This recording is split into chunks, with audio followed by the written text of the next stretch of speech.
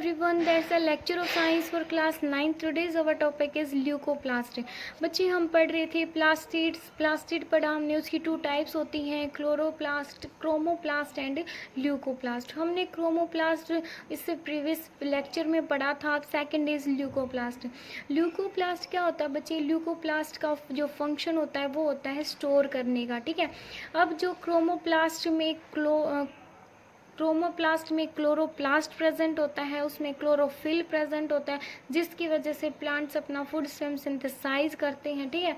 Food synthesise होने के बाद कुछ फूड का तो यूज़ कर लिया जाता है प्लांट्स के द्वारा, ठीक है। कुछ फूड स्टोर हो जाता है एज ए स्टार्च के रूप में, ठीक है।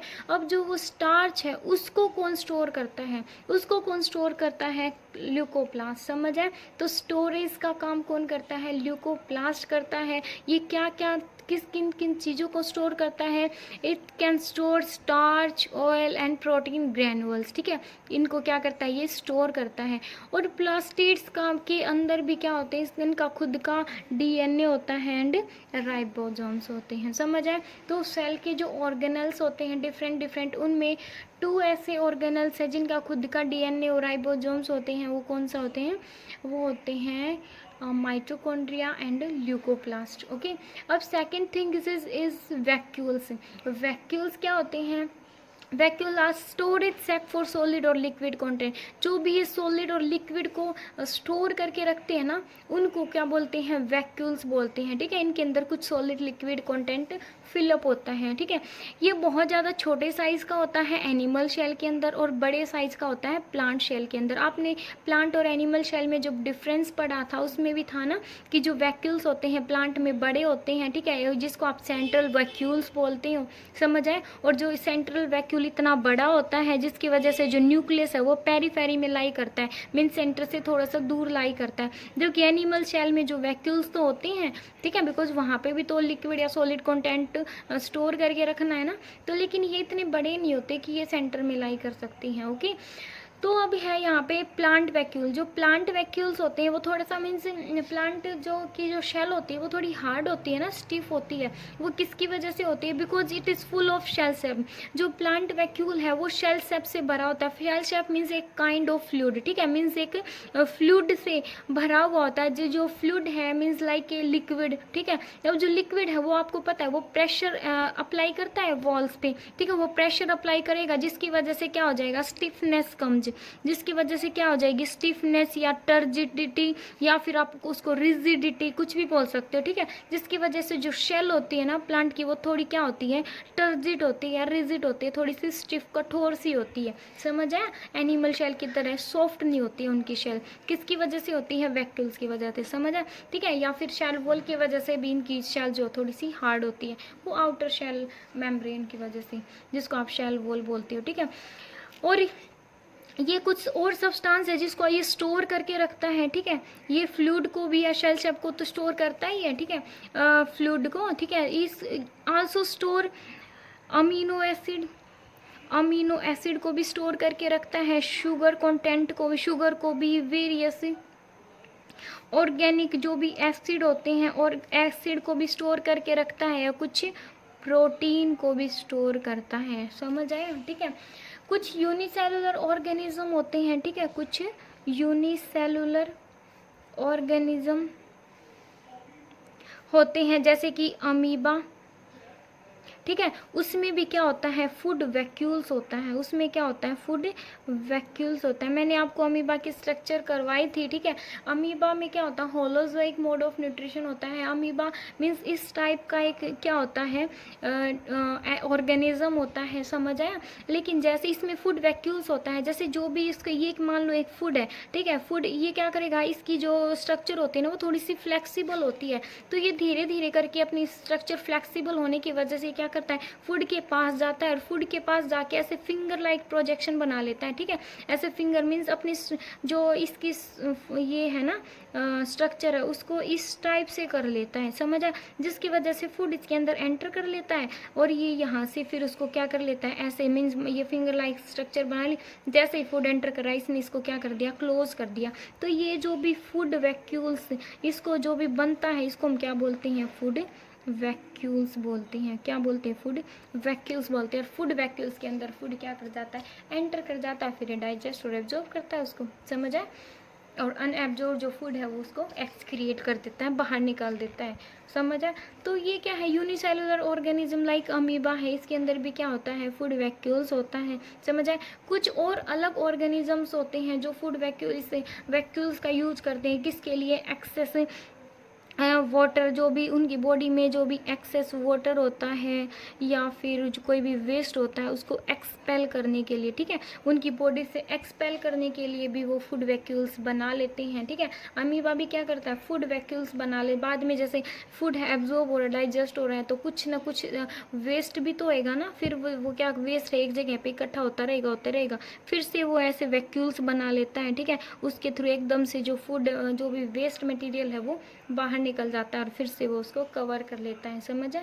ठीक है, ये होता है बच्चे वैक्यूल्स का वर्क, ठीक है। अब है नेक्स्ट टॉपिक हमारा, और नेक्स्ट एंड लास्ट टॉपिक होता है सेल डिवीजन, समझा? ये क्या होता है? सेल डिवीजन, कि जो सेल डिवाइड करती हैं तो क्या होता है? तो बच्चे जब भी सेल डिवाइड करती है, शेल है, शेल के अंदर हमें पता है क्या होता है?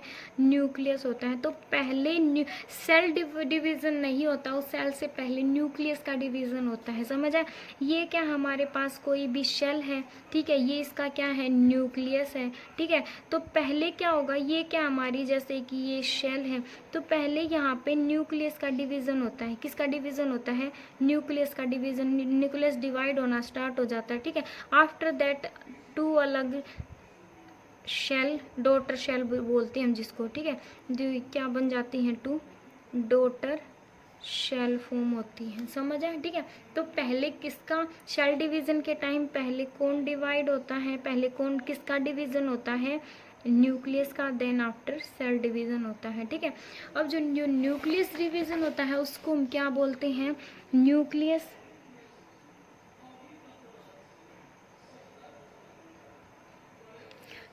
डिवीजन को हम बोलते हैं कार्योकैनेसिस।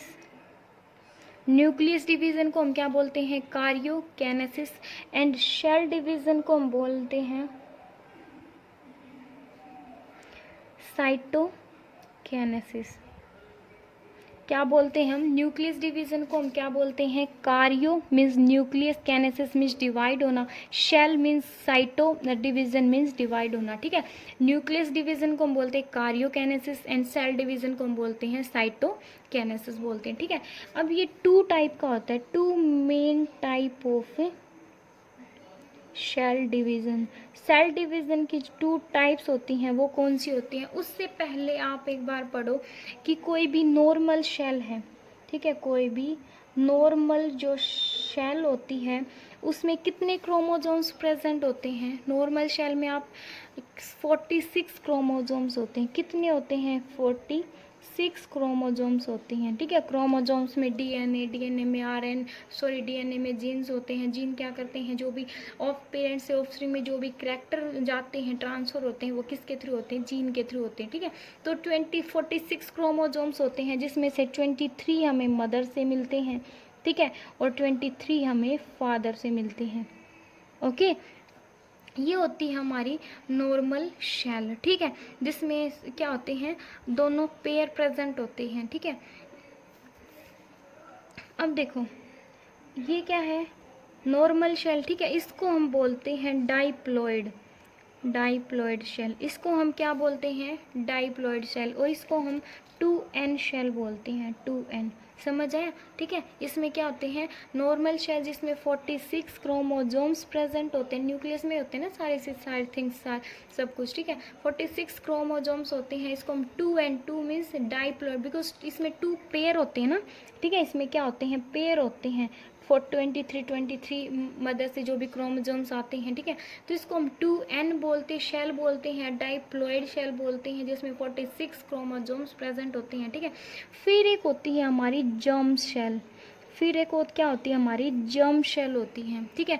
जर्म शेल जैसे कि जो मैन होता है उसमें क्या होती है? जर्म शेल स्पर्म, ठीक है, समझ आया? ठीक है, इसमें और फिर जो फीमेल होती है उसमें क्या होती है ओवम, उसमें क्या होती है ओवम, ठीक है। तो इसमें क्या होते हैं 23 कैरेक्टर इसमें होते हैं, 23 क्रोमोजोम्स इसमें फादर से हमें मिलते हैं, और 23 क्रोमोजोम्स हमें किससे मिलते हैं, मदर से मिलते हैं। जब इसमें फर्टिलाइजेशन होता है, ठीक है, जब इसमें फर्टिलाइजेशन होता है, ठीक है, तो क्या बनता है, एक जाइगोट बनता है। क्या बनता है, एक जाइगोट। ये सारी प्रोसेस बच्चे 10th क्लास में है, ठीक है, जिसमें आप सब कुछ मीन्स डिटेल में पढ़ोगे, समझ आए। स्पर्म ये इसमें 23 क्रोमोजोम्स होते हैं, 23 + 23 मिलके 46 क्रोमोजोम्स होते हैं एक बच्चे के अंदर, समझ आए, या किसी भी ह्यूमन बीइंग के अंदर कितने क्रोमोजोम्स होते हैं, 46 होते हैं। तो ये फर्टिलाइजेशन के ड्यूरिंग क्या बनता है, जाइगोट बनता है। जाइगोट में 46 क्रोमोजोम्स प्रेजेंट होते हैं, ठीक है। हाफ कैरेक्टर इसलिए बोलते हैं कि जो हाफ कैरेक्टर हैं हमारे कहाँ मीन्स आधे आधे कैरेक्टर मिलते हैं ना, कोई चीज़ें हैं हमारी मम्मा से मिलती हैं हमें, हमारे कैरेक्टर कुछ हमारी मदर से मैच करते हैं, कुछ फादर से मैच करते हैं। तो वो हाफ कैरेक्टर क्यों मैच करते हैं, बिकॉज 23 क्रोमोजोम्स हमें अपने फादर से मिलते हैं और 23 क्रोमोजोम्स हमें अपनी मदर से मिलते हैं, समझ आए। तो इसको हम बोलते हैं एन टाइप शेल, इसको हम बोलते हैं एन टाइप शेल या हैप्लॉइड, और या इसको क्या बोलते हैं, हैप्लॉइड। इसको हम जिसमें 46 होते हैं, एक नॉर्मल शेल होती है, उसको हम बोलते हैं डाइप्लॉइड शेल।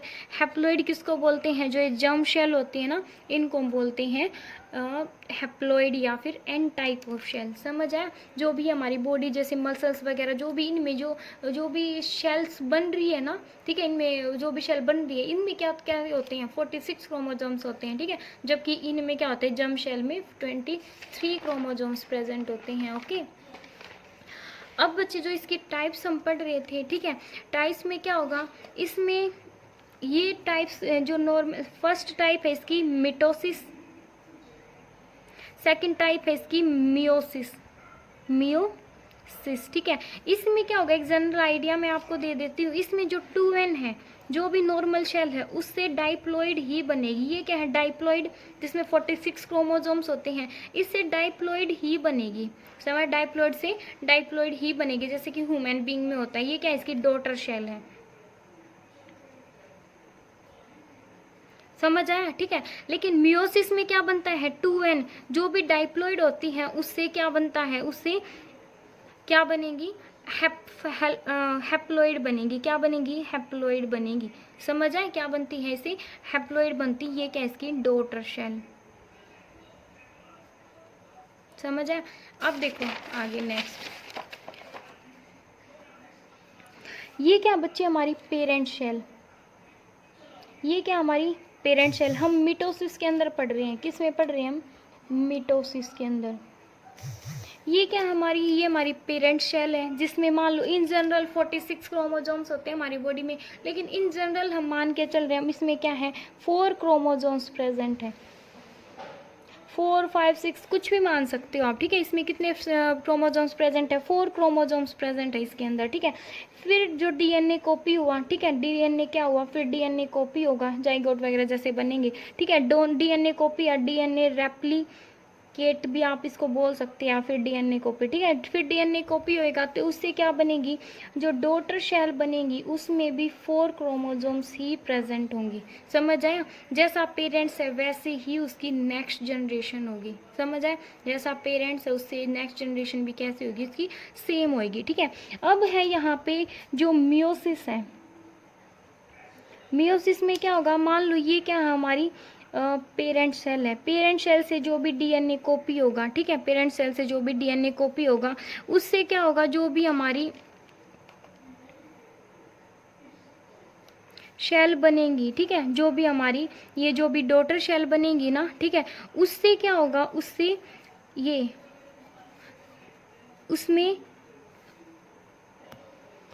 उसमें क्या बनेंगे बच्चे, जो पहले क्या है पेरेंट शेल है, पेरेंट शेल से डीएनए कॉपी होगा, उससे हमारी 2 डॉटर शेल बनेंगे। 2 डॉटर शेल के अंदर 2 क्रोमोजोम्स प्रेजेंट होंगे, समझ आया। इस क्या हो गया यहाँ पे, तो 4 क्रोमोजोम से थे, ठीक है, 4 से 2 में, ठीक है, समझ आया। जैसे कि यहाँ पे 2n से 2n ही बन रहे थे, जितने क्रोमोजोम्स पेरेंट्स में है उतने ही बच्चे में। लेकिन यहाँ पे क्या बनेगी, मियोसिस है, जो कि जर्म शेल होती है ना, जैसे उसमें जर्म शेल से क्या होता है, उसमें ओनली n टाइप्स की शेल होती है, हैप्लॉइड होता है, ठीक है।